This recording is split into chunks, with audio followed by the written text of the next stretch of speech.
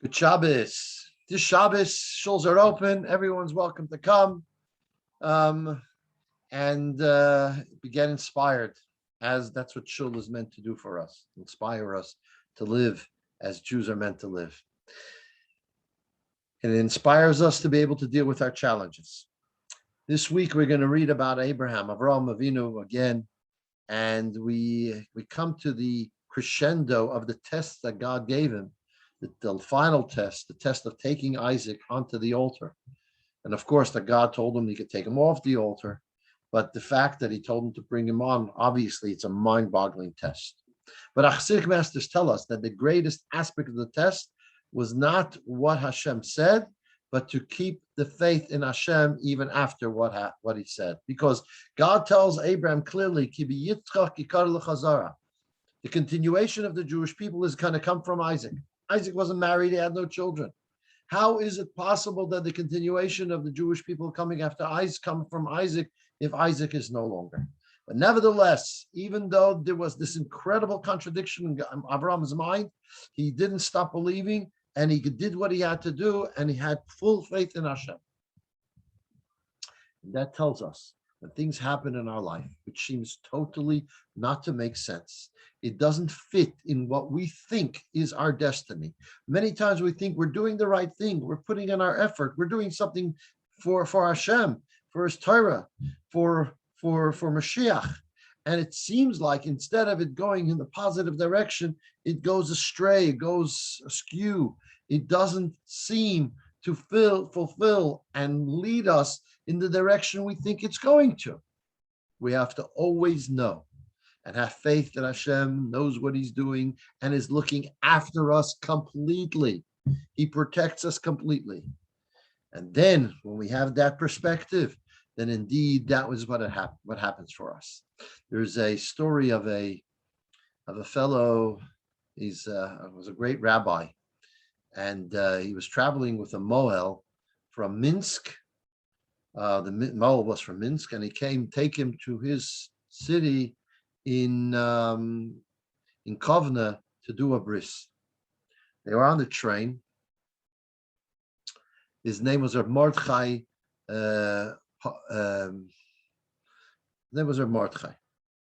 Anyway, they were on the train, and they pass Minsk. They fall asleep, or they forget to get off the station, and the train goes way beyond where they were meant to be. They go far away. And as they get off the station, the next station, they're in this place, this foreign place, and they don't know what they're doing there. So Mordechai tells the Moya, listen, we read that Hagar, after she was sent away with Ishmael from Abraham's home. So Hagar is the wife that Abraham married in order to have a child with, that Sarah actually suggested he married. He marries Hagar. Ishmael, however, is trying to kill Isaac, or is a bad influence on Isaac, and Sarah therefore tells Avraham he has to send her away, and he does. And then the terminology the Torah uses, Vatelech vatesa b'midbar be'ershava. She went and she was lost in the desert. And Rashi says, what do you mean she was lost? She went back to the idolatry of her father's home. Hagar was actually a princess, the daughter of Pharaoh. Initially, she said, I'd rather be a maidservant in Abraham's house than a princess in Pharaoh's home. She believed, and she was worthy, therefore, to be the wife of Abraham. Where does Rashi take this interpretation that Hagar returned to the idolatry of her father's home, when all the Torah says is she was lost? So the Mordechai says, there's no such thing as lost. If you believe that you have no purpose in where you are, you feel lost, then that's going back to idolatry. Because there's a purpose for every step we take. That Hashem guides every step. And we could think that we're lost somewhere for no reason, but there's always a reason. There's always a reason that Hashem places us there, whether we know it, whether we will know it, or we'll never know it. but there's always going to be a purpose for us being in a particular place at a particular time, that Hashem wants us there for a reason. As soon as he finished saying that, a Jew comes out looking for a mile, and they were there, able to do the bris for this Jew. This reminds me, of course, of the story I've told in the past that's become famous lately, where there was a group of women who went. This has happened in the late 60s, I believe.